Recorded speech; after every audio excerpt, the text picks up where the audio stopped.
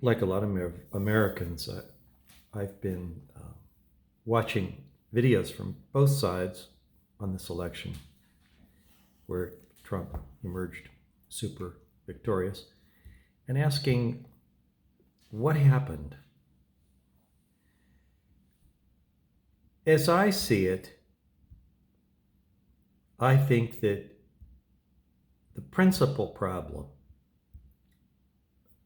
was that the choice of Biden to run for president when he had cognitive decline. That decline was denied by the Democratic Party for years. But as European leaders saw, many Americans saw, many politicians saw, he was having problems, serious problems.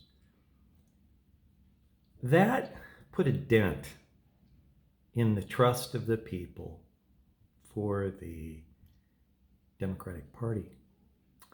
And worse, it frightened them. They don't want to see somebody in that state of mind running a country. So that was one problem. Now, the next problem was that this same president wouldn't step down and allow the processes which exist within the Democratic Party to determine a new leader to take place.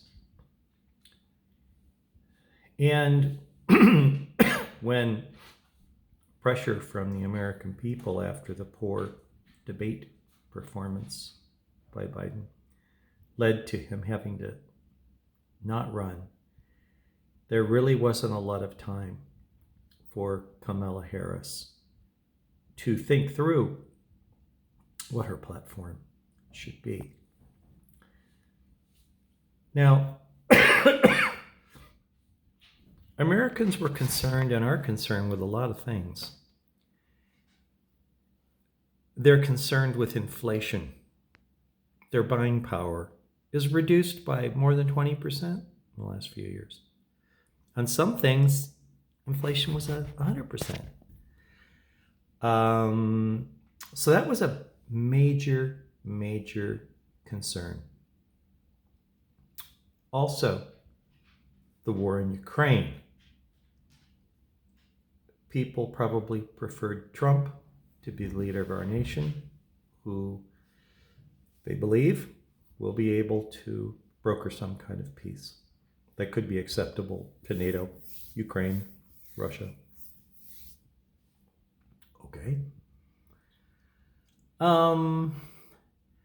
We have issues such as not pumping oil. That was something that some people felt we should be doing more with oil production. Certainly, decline of the middle class continues to be a very perplexing issue. Hard to solve, but a major issue. I think that the other thing is that the Democrats chose to create a story about Trump, which was false.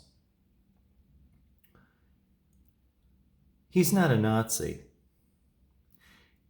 Personally, I feel it's an insult to all Jewish people that anyone would attempt to compare him with Hitler or a Nazi. It shows a complete lack of understanding of history and what Nazis were. Trump may be insensitive to others' feelings. He may be rude, abrasive, but he's not a Nazi.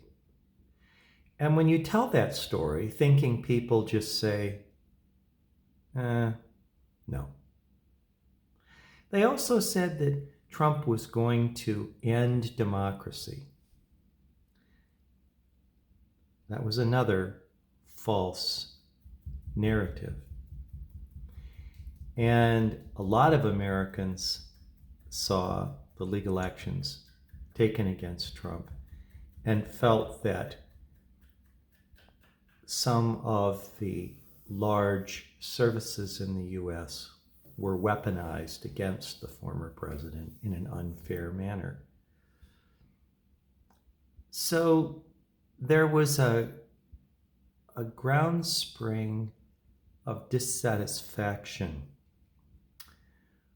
with the Democrats where they didn't have a lot of trust with a lot of Americans. I also think it was problematic that people's caution regarding voting for the Democratic leader were ascribed to racism, stupidity,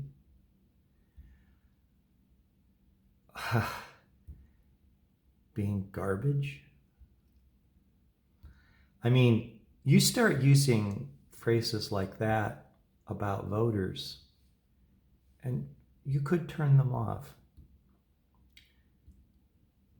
I do want to say that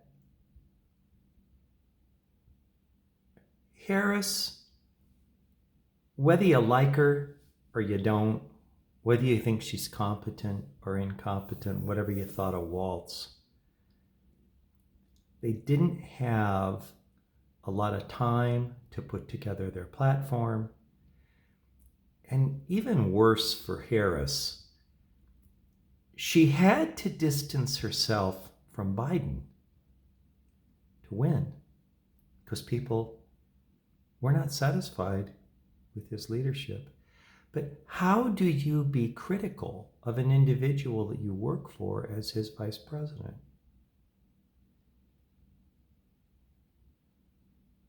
That's a very, very difficult strategic situation to be in. If she would have started blasting Biden for the mistakes that he made, things that she didn't agree with, like the way he handled immigration, how would that have gone over?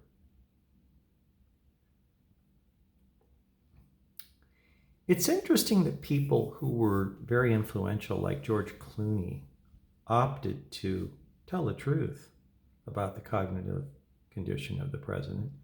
They've been horribly criticized for that. They broke the story that we'd been told. I think he's a courageous guy because he told the truth, and others did too. We really don't know what was done to convince Biden to step down, but I'm sure it wasn't pretty. Trump, with all of his flaws, had a very clear platform of what he said he would offer to the American people and to the world. Specific things. I'll do this. I'll do this. I'm going to slow down immigration. I'm going to get people out of the country that have a criminal background that came in illegally on immigration. I'm going to pump oil. I'm going to make a peace in the Middle East. I'm going to take steps to rebuild the, classes of the middle class in America. Slow down things like transgender male athletes competing with females. Reset the country to a more conservative stance. Whether you agree with these strategic imperatives or you don't, in point of fact, the American people chose Trump's platform over the Democratic platform. And I would pose this question to you. Can you even today, after $1 billion in advertising spending on the part of Democrats, say what their platform was? What they were running on? Other than hatred of Trump?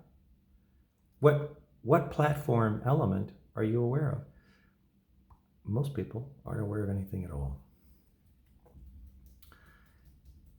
this isn't a situation where Democrats are demonized and Republicans are vindicated completely. You know, politics is like a pendulum. Swings too far one way, went a little bit too far to the left. Now it'll recenter. And then the Democratic Party itself, to stay relevant, will have to recenter. Anyway, that's my read on what happened